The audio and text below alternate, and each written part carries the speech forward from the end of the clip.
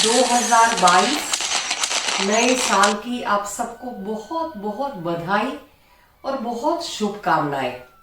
नया साल जब शुरू होता है तो पिछले साल के सारे खट्टे मीठे अनुभव, सारे प्लस माइनस, प्रॉफिट लॉस, जीवन में बहुत सारे लोग नए जुड़े, बहुत सारे प्यारे लोग चले भी गए, तो ये सब हिसाब किताब करते करते करते अपने आप ही नया साल शुरू हो जाता है और जीवन कहाँ आगे बढ़ता है समझ में ही नहीं आता है।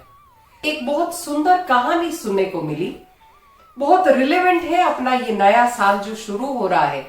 देखिए, अभी आसपास हम सब सुन रहे हैं सजग रहने के लिए, सजगता के लिए, मास्क के प्रति सजगता होनी चाहिए, अपने हेल्थ के प्रति सजग रहने के लिए सब कहते हैं। सब बहुत बहुत सब हम सुन रहे हैं भाई, अपना अवेयरनेस जरूरी है। पर एक चीज मुझे बहुत ही जो समझने जैसा लगा इसमें कि आसपास के प्रति हम सजग हैं, शायद हमारे एक्शंस के प्रति भी सजग हैं, तो बाहर के लिए सब कुछ हमारा सजगता है, पर हमारा सजगता क्या हमारा भीतर जो है उसके लिए हमारी सजगता है क्या? उसके लिए ये सुंदर कहानी है। पहले आप कहानी सुनिए।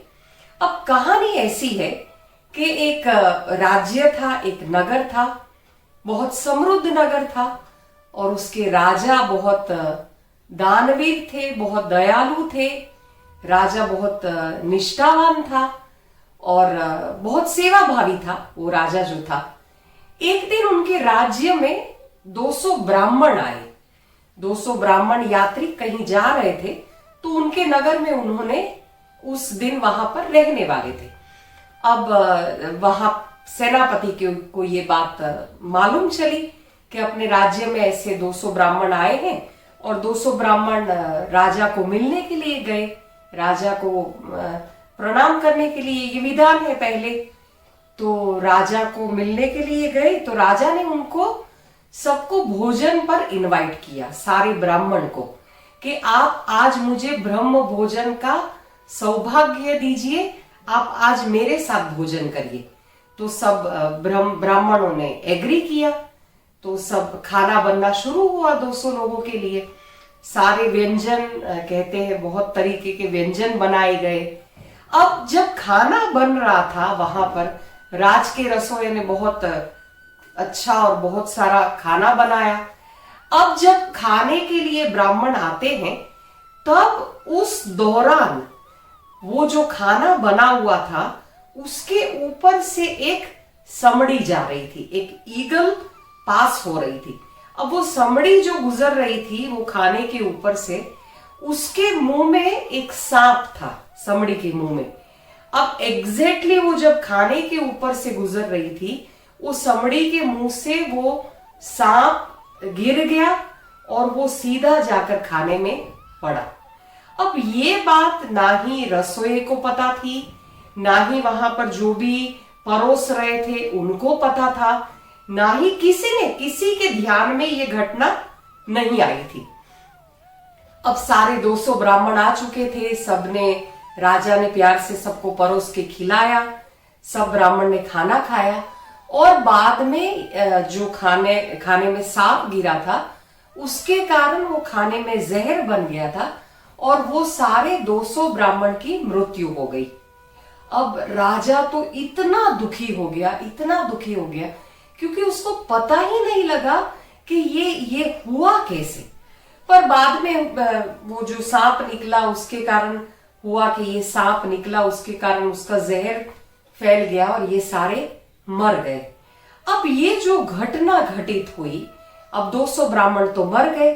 200 ब्राह्मण पहुंचे वैकुंठ धाम, पर वैकुंठ पहुंचने से पहले यमराज जाते हैं चित्रगुप्त के पास कि भाई ये जो घटना घटित हुई है, ये जो 200 ब्राह्मण की मृत्यु हुई है, इसका दोष या इसका कर्म मैं किसके माथे पर डालूं या किसके अकाउंट में ये मुझे डालना है? ये 200 ब्राह्मण ब्रह्म हत्या का पाप किसके सर पे चढ़ाना है। तो तब चित्रगुप्त ने कहा कि अभी रुक जाओ, अभी देखते हैं, अभी वो काम पेंडिंग रखो, यानी उसका अभी डिसीजन पेंडिंग रखो, बाद में देखते हैं। तो वो डिसीजन पेंडिंग रहा। थोड़े दिन और गुजरे। अब उसी नगर में थोड़े दिन के बाद एक 50 ब्राह्मण का ग्रुप आया। 50 ब्राह्मण का ग्रुप वहां पर वैसे ही यात्रिक थे। उन्होंने भी सुना था कि यहाँ के राजा बहुत दयालु है, बहुत ही न्यायी है, निष्ठावान है। तो राजा को मिलने की उन्होंने इच्छा जताई। अब जैसे ही राज्य में वो प्रवेश कर रहे थे, वैसे ही सामने उनको एक महिला दिखी। तो उन्होंने महिला को पूछा कि ये राजा का राजमहल कहाँ है। तो वो महिला ने उनको पूछा कि राजमहल क्यों जाना है। तो ये ब्राह्मणों ने बोला कि सुना है कि यहाँ के राजा बहुत दयालु है, तो हमको उनको मिलना है, और सुना है वो भोजन भी करवाते हैं, तो हम सब बहुत भूखे हैं, तो खाना भी खाना है, भोजन भी करना है। तब वो जो महिला थी, वो महिला मंद मंद मुस्कुराई, और महिला मंद मंद मुस्कुराकर उसने ऐसे बताया वो महिला ने कि जाओ वहां पर सामने ही है, तुम भी भोजन करके आओ। ये उसने ब्राह्मणों को बोला। तो ब्राह्मणों को थोड़ा सा विचार तो आया कि ये महिला ने ऐसे क्यों बोला, पर हुआ कि ठीक है, महिला ने बोल दिया होगा वैसे ही। तो महिला ने बोला ठीक है, जाओ, ऐसे कटाक्ष करते हुए, हंसते हुए, कि तुम भी भोजन करके आओ।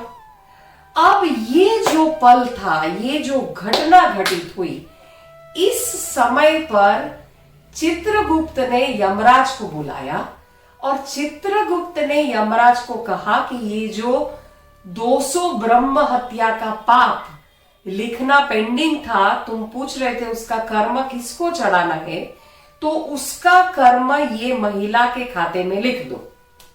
ठीक है। अब चित्रगुप्त ने कहा तो यमराज ने लिख दिया, क्योंकि चित्रगुप्त का हिसाब तो कोई, यानी उसका हिसाब तो सारे देवी देवता भी मानते हैं। अब ये बात, ये घटना इतनी समझने जैसी है, और मुझे इतनी अच्छी लगी ये कहानी। देखिए कितना सटल है। हम भी, अब देखिए, इसमें बहुत सारे लोग दोषी थे। कर्म अगर किसी के माथे पर चढ़ाना हो तो बहुत सारे विक्टिम थे। वो समड़ी थी, फिर वो सांप था, फिर वो राजा थे जिसने इनवाइट किया था, फिर वो सेनापति थे जिसने इन लोगों को बुलाया था। ये सब, यानी जिसने परोसा, जिसने खाना बनाया, इतने सारे लोग यहाँ पर थे ये घटना में, जो ये घटना के साक्षी थे, जो ये घटना के भुगत भोगी भी थे, और जो ये घटना के कारणभूत भी थे। पर इसमें से किसी को भी ये ब्रह्म हत्या का पाप नहीं लगा। वो ब्रह्म हत्या का पाप इस महिला को लगा। अब देखिए कर्म की गति कितनी सटल है और कितना गूढ़ है ये ज्ञान।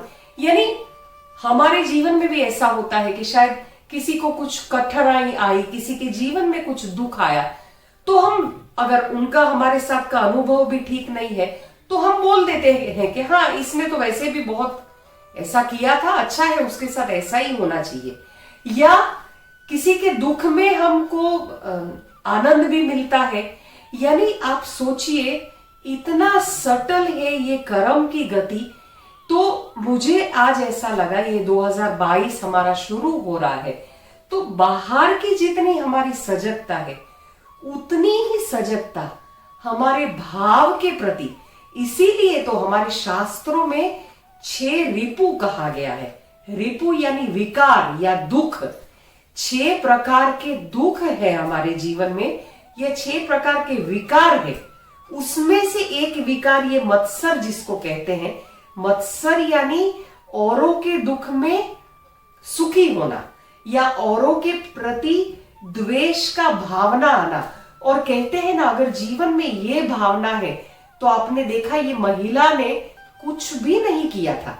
वो महिला तो ना ही वो प्रसंग की साक्षी थी, ना ही उसका ये प्रसंग से कोई लेना देना था, ना ही उसका वो ब्रह्म हत्या में कोई कंट्रीब्यूशन था।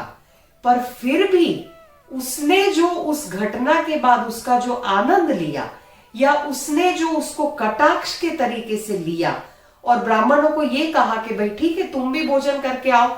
देखो अब ये जो कर्म उसने बांधा, उसके कारण उसके सर पे ये 200 ब्रह्म हत्या का पाप लगा। तो देखिए कितना सटल है। जैसे हमारा व्यवहार सटल है, वैसे ही हमारी भावनाएं भी कितनी ज्यादा सटल है। तो ये 2022 के लिए मुझे लगता है कि जितने हम बाहर के लिए सजग हैं, उतने ही हमारे खुद के व्यवहार, खुद के भावनाओं के प्रति भी सजग होना इतना ही जरूरी है। क्योंकि इसीलिए शायद कहते होंगे कि कर्म की गति न्यारी, यानी कर्म कैसे बनते हैं या कर्म किस तरीके से फॉर्म होते हैं, वो कोई आज तक समझ नहीं पाया है। इसीलिए कर्म की गति न्यारी। जितने हम अवेयर हैं हमारे एक्शंस, बाहरी एक्शंस के लिए, उतने ही कॉशियस हमें हमारे भीतर की भावनाओं और संवेदनाओं के प्रति भी रहना पड़ेगा। क्योंकि कहते हैं ना, कर्म जीवन में जब दुख आता है, प्रॉब्लम्स आते हैं, तब हमें समझ में आता है। पर हम बोलते भी हैं कि हमने ऐसे क्या कर्म किए हैं, पर ये देखिए ये कर्म का सटल एग्जाम्पल है कि कर्म कैसे बन सकते हैं। और अगर इतना गूढ़ है कर्म का गति, तो आप सोचिए ना, दिन में 24 घंटे में तो हम लाखों थॉट्स ऐसे करते हैं जिससे हमारे क्या क्या कर्म हम एक्यूमुलेट नहीं करते होंगे या इकट्ठा नहीं करते होंगे। तो यही 2022 का एक सुंदर संदेश है कि जागरूक बने, भीतर से भी और बाहर से भी। जागरूकता दोनों साइड जरूरी है। जितनी बाहर जागरूकता बाहर की परिस्थिति के लिए जरूरी है, उतनी ही हमारी भीतर की परिस्थिति के लिए भी जरूरी है। तो आप सबको फिर से 2022 की बहुत बहुत शुभकामनाएं, बधाई। और मेरे जो भी सब्सक्राइबर्स हैं, मैं स्पेशली उनको थैंक यू कहना चाहती हूँ कि मेरे ऊपर भरोसा करके उन्होंने मेरी चैनल को भी सब्सक्राइब किया, रेगुलर मुझे कहानियां भी भेज रहे हैं, शेयर भी कर रहे हैं व्हाट्सएप पर। बहुत सारी नई नई स्टोरीज, काफी सारी स्टोरीज हैं, मैं शेयर करूंगी ये पूरे साल। तो ये सब जो भी मेरे वीडियोस रेगुलरली देखते हैं, उनके प्रति मेरा बहुत आभारी हूँ, बहुत ग्रेटफुलनेस है। वो अप्रिशिएट भी करते हैं मुझे, तो बहुत अच्छा लगता है। जो सब्सक्राइबर्स है वो स्पेशली मुझे मैसेज करते हैं, सब अच्छा लगता है। और जीवन में भी कोई अप्रिशिएट करे तो सही में बहुत अच्छा लगता है। तो आप सबका बहुत बहुत धन्यवाद।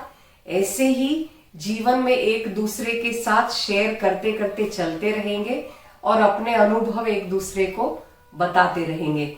हैप्पी न्यू ईयर 2022 की सबको बहुत बहुत शुभकामनाएं और बधाई।